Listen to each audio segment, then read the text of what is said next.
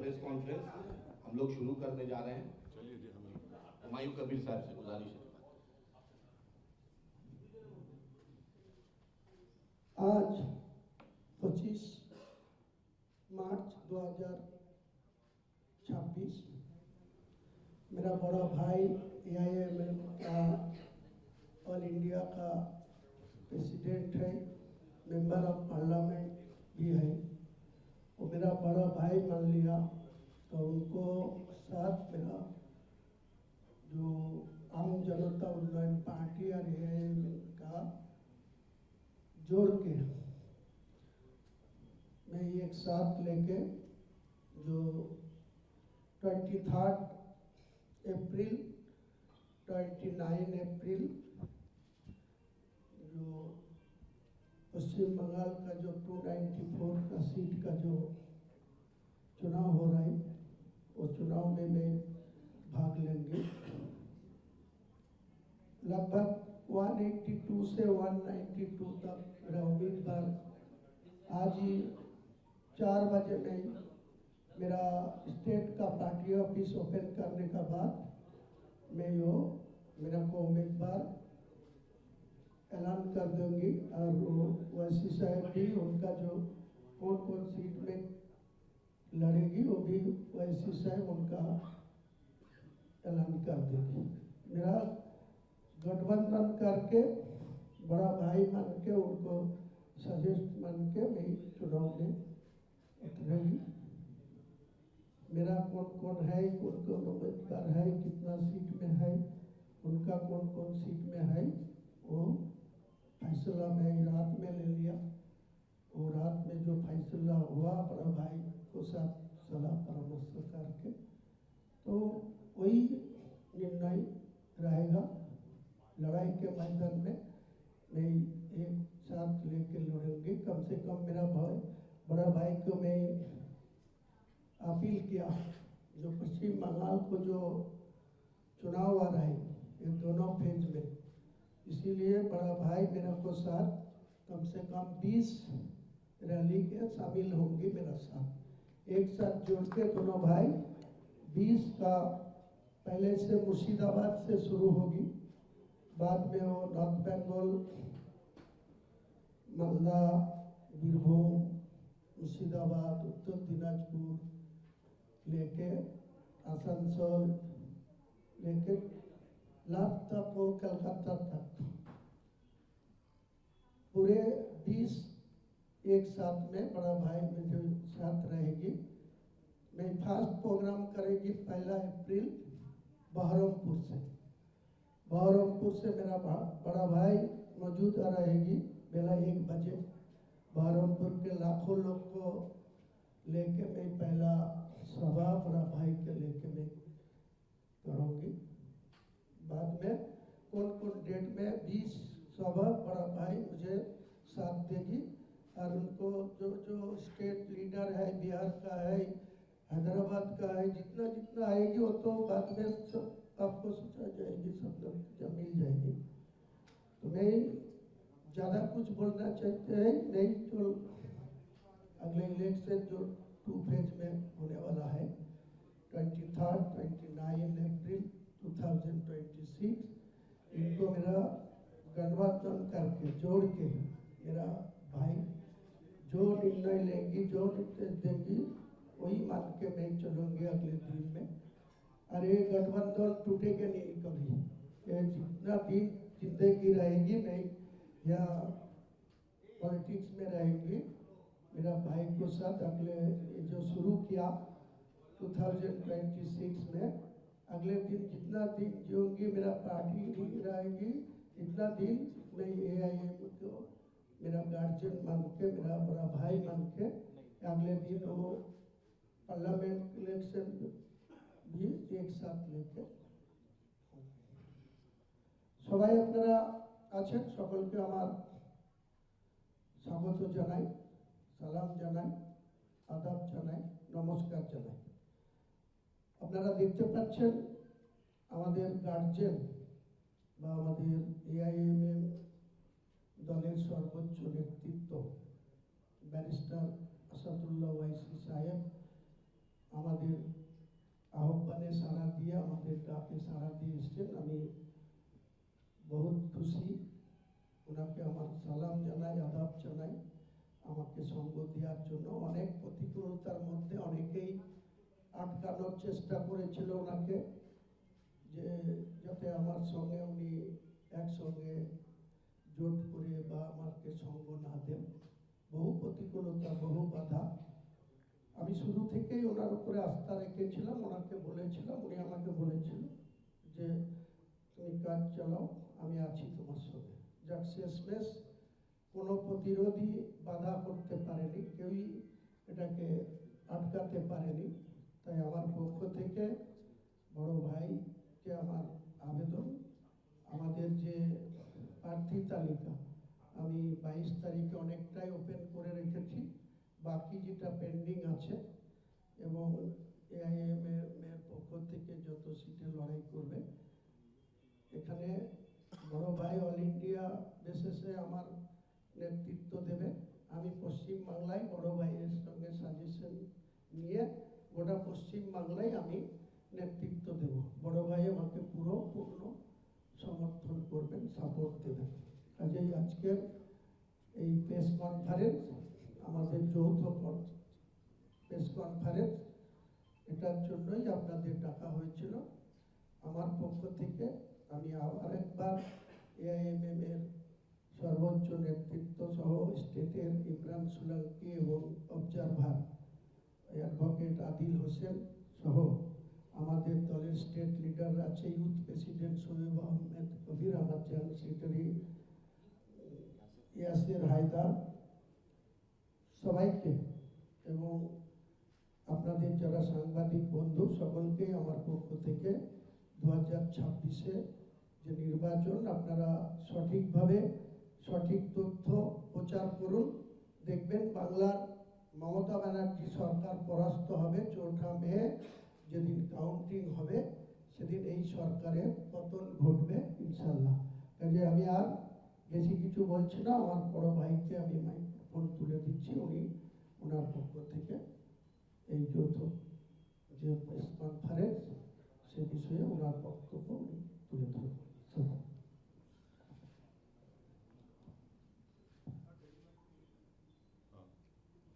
मैं आप तमाम का शुक्रिया अदा करता हूं कि आप लोग अपना कीमती वक्त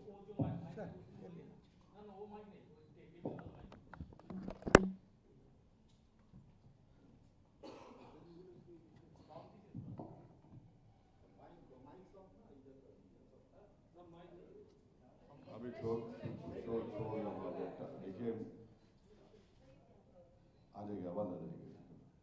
आप तमाम का शुक्रिया कि आप सुबह में अपना कीमती वक्त निकाल कर यहाँ पर आए। जैसा कि आप जानते हैं कि हमारी पार्टी है AIMIM, वेस्ट बंगाल के इस असेंबली इलेक्शन में हम हमारे भाई जनाब हुमायूं कबीर साहब के साथ अलायंस में लड़ रहे हैं, और हमारी पूरी कोशिश होगी कि अलायंस कामयाब हो।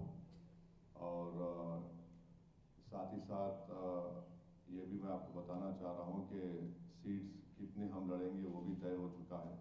1-2-3 सीट है, उसके ऊपर बातचीत करके ख़त्म हो जाएगा, बड़ा मसला नहीं है। पूरी कोशिश यही है कि इस चुनाव में इस प्रदेश में मुस्लिम माइनॉरिटी की एक पॉलिटिकल लीडरशिप उभरे और स्ट्रेंथन हो, क्योंकि मेरा मानना ये है कि जितना गवर्नमेंट का एम्पिरिकल डेटा है, चाहे वो वेस्ट बंगाल का क्यों ना हो, गवर्नमेंट ऑफ इंडिया का हो या NSSO का डेटा हो, वो ये बताता है कि उन प्रदेशों में जहाँ पर मुस्लिम माइनॉरिटी का कोई पॉलिटिकल लीडरशिप नहीं है, उनके सोशल, इकोनॉमिक डेवलपमेंट या ह्यूमन डेवलपमेंट इंडिकेटर्स जो है बहुत ख़राब हैं। तो इसका एक ऑर्गेनिक कनेक्शन है पॉलिटिकल इंडिपेंडेंट लीडरशिप से। तो वो हमारी कोशिश होगी, और ये सिर्फ इस चुनाव की हद तक नहीं है, बल्कि ये अलायंस आगे भी जाएगा, हम आगे भी मिलकर काम करेंगे, और इस मकसद के तहत एक ऑब्जेक्टिव लेकर हम जनता के दरमियान में जा रहे हैं। और हमारे को यकीन है कि इंशाअल्लाह हम अपने इस पॉलिटिकल ऑब्जेक्टिव में कामयाबी हासिल करेंगे। मैं देख रहा हूँ कि यहाँ पर 19 माइक हैं और यूट्यूब चैनल्स के भी हमारे जिम्मेदार लोग हैं, प्रिंट मीडिया के भी होंगे। मेरी आपसे बस इतनी रिक्वेस्ट है कि मुझे यहाँ से 11:20 को निकलना है, तो आपको जितने सवाल करना है एक हमारे दोस्त जर्नलिस्ट पूछने के बाद दूसरों को मौका दीजिए। मैं यहाँ बैठा हूँ आपके सवालात का जवाब देने के लिए। और फिर जैसा कि हमारे भाई हुमायूं कबीर साहब ने कहा कि मैं 1 अप्रैल को भी आ रहा हूँ और वो नॉमिनेशन अपना दाखिल करेंगे अपने कॉन्स्टिट्यूंसी से, और फिर वहाँ पर भी हम एक बड़ी जनसभा करेंगे और हमारे जितने कैंडिडेट्स हैं उनको बी फॉर्म भी डिस्ट्रीब्यूट करेंगे, देंगे उनको। तो ये हमारी कोशिश है। मैं हुमायूं कबीर साहब का शुक्रिया अदा करता हूँ कि उन्होंने हमारे साथ अलायंस किया और हम लोग मिलकर आगे बढ़ेंगे। आपके कोई सवालात है तो आराम से पूछिए, कोई जल्दी नहीं है। हमारे पास टाइम लिमिट है। रिपीट मत करिए, एक सवाल करने के बाद दूसरा रिपीट मत करिए। हुमायूं कबीर के साथ आपका जो उसके लिए आपने सम्मति दिया है, इसके पीछे कारण क्या? एक, हुमायूं कबीर ने बाबरी मस्जिद बनाने का ऐलान किया, उसके बाद उसको सस्पेंड किया गया था। बाबरी को लेकर आपका मत और हुमायूं के साथ गठबंधन। देखिए, अगर आप कुरान को पढ़ेंगे तो कुरान में ये लिखा हुआ है कि अल्लाह के घर को वही लोग आबाद रखते हैं जो अल्लाह पर और आखिरत पर ईमान रखते हैं और अल्लाह के सिवा किसी से नहीं डरते। तो ये तो हर मुसलमान की ड्यूटी है कि वो मस्जिद को बनाए और बनाने के बाद उसको आबाद रखें, यानी नमाज पढ़े। सबसे बड़ा इशू वेस्ट बंगाल में जो है वो मुस्लिम एम्पावरमेंट का है, मुस्लिम माइनॉरिटी के एम्पावरमेंट का। वो हमारे लिए बहुत बड़ा अहम मुद्दा है। और दूसरी बात, आप जानते हैं कि बाबरी मस्जिद का जो सवाल है, सुप्रीम कोर्ट का जजमेंट आया। आप जाकर आप मेरा पास कमेंट्स देख सकते हैं। जब वो जजमेंट आया था, मैंने कहा था कि वो जजमेंट आस्था की बुनियाद पर दिया गया था और उसके बाद ऐसे कई चीज़ें उठेंगे, खुलेंगे, और वो हो रहा है। तो मेन मुद्दा क्या है कि मुस्लिम पॉलिटिकल एम्पावरमेंट, ये डेमोक्रेटिक प्रोसेस को हम इस्तेमाल करना है और उसमें हमको कॉन्फिडेंस है उस पूरे प्रोसेस में, और उसको हम साथ मिलकर लड़ रहे हैं, कामयाब होंगे। और लीडरशिप हुमायूं कबीर साहब की लीडरशिप में होगा, बनेगी, ये हमारी कोशिश है। बाबरी मस्जिद यहाँ पे बनना, वो क्या फिर से एक बार कंट्रोवर्सी पूरे देश में नहीं छेड़ देता है? देखिए, सबसे बड़ी बात यह है कि 5 लाख OBC सर्टिफिकेट्स कैंसिल हो गए, उसमें कई मुसलमानों के सर्टिफिकेट कैंसिल हो गए। वो इशू नहीं है क्या? दूसरा, आप देख लीजिए कि ममता बनर्जी ने जो यहाँ पर कास्ट को निकाला A से B में और B से A में डाला, वो तो पूरे के पूरे मुस्लिम कास्ट थे। फिर यहाँ पर आप कितना नियरली 30% के करीब मुस्लिम पॉपुलेशन है। कितना गवर्नमेंट एम्प्लॉयमेंट में उनका रिप्रेजेंटेशन है? 7% है। कितने बच्चे स्कूल के बाहर हैं? कितने मुस्लिम बच्चियां ग्रेजुएशन मुकम्मल नहीं कर पा रही हैं? आप मालदा मुर्शिदाबाद जाइए, जो वर्ल्ड हेल्थ ऑर्गेनाइजेशन का जो पैरामीटर्स है उससे बदतरीन अंडरग्राउंड पानी आर्सेनिक है। तो ये इश्यूज का डायरेक्ट कनेक्शन पॉलिटिकल लीडरशिप से है। और फिर इतने सालों से यहाँ की जनता ने TMC को वोट दिया, आपने वोट लिया हमारा और नेता आप बन गए, लीडरशिप आपके हाथ में, और आपने जमीन पर क्या किया? जमीन पर आपने क्या किया? ईद की नमाज के दिन आके दुआ करना। इससे क्या मेरा पेट भरता? क्या इससे क्या मेरे घर में चिराग जलता? क्या मुझे मेरे बच्चों को स्कूल मिलता? तो ये जो है, आप कोई पलटा के बोला नहीं TMC में इतने मुसलमान है। ये बेनाम की लीडरशिप है, ये नाम की लीडरशिप होगी। एक बात याद रखिए, बाबा साहेब अम्बेडकर को भी आप ही की तरह जर्नलिस्ट ने सवाल किया था बाबा साहेब से कि पार्लियामेंट में तो इतना रिजर्वेशन है शेड्यूल कास्ट को, आप कौन सी लीडरशिप की बात कर रहे हैं? तो बाबा साहब ने कहा थे हाँ है, जितने लोग जीत कर जाते हैं वो अपना मुंह कब खोलते जब उनको अंगड़ाई लेने का है, ये फर्क है। सर एक और बात, तो शुरू से स्पेकुलेशन थी कि एआईएमआईएम वेस्ट बंगाल में एबीवीपी कौन सी पार्टी के साथ जाएगा। आपको आईएसएफ ने भी अप्रोच किया था, एयूजेपीपी। सबको लगता है नॉर्थ बंगाल में वोट डाइवर्जन और सेग्रीगेशन में एयूजेपी बेस्ट सीटेड है एआईएमआईएम की। वोट डाइवर्जन में डाइवर्जन क्यों बोलते हैं आप ऐसा? सर ऐसा पॉलिटिकली सर कहा जा रहा है। ना कुछ भी नहीं। हम ये डाइवर्जन होगा, ये बड़ा ही इलिटिस्ट और बड़ा एंटाइटलमेंट की बात है। वोट डाइवर्जन होगा, हम बिलिटिल कर रहे हैं वोटर्स को इस तरह की बात करके। उनको इख्तियार है किसको वोट देंगे नहीं देंगे।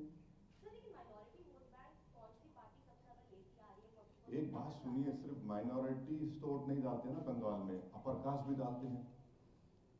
अपर कास्ट नहीं डालते क्या वोट? अपर कास्ट वोट डालते हैं, उन पे क्यों नहीं बात होती? अदर बैकवर्ड कास्ट है वो भी वोट डालते हैं, दलित वोट डालते हैं, शेड्यूल्ड ट्राइब्स भी वोट डालते हैं, तो सब मिलके वोट डालते हैं ना। ये अलग बात है कि एक्सप्लॉइटेशन ज्यादा मुसलमानों का पॉलिटिकली हुआ है, उस एक्सप्लॉइटेशन को हम खत्म करना चाह रहे हैं, उस पर रोक लगाना चाह रहे हैं।